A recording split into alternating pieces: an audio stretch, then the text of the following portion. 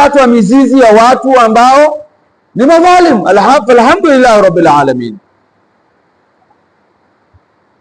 Kwa hiyo hufika wakati yule mtu anasumbua sana jamii, sawa, aliyekuwa na jeuri, anakuwa kibri kwa sababu ya nguvu ya uchumi alionayo, au lakini kwa sababu ya nguvu ya mamlaka aliyokuwa nayo, Mwenyezi Mungu akamchukua.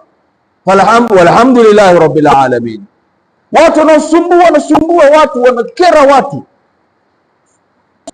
alafu kafika wakati Mwenyezi Mungu akakata ile mizizi yao. Walhamdulillah rabbil alamin. Kuna watu wanasumbua, wanakera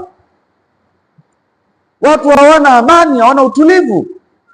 Siku Mungu akiwakamata na kuondosha ile mambo yao, walhamdulillah rabbil alamin.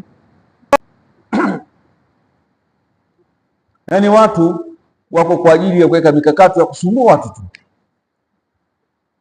sumbua watu, alafu wanatangaza kabisa, sisi iko pesa, sisi iko.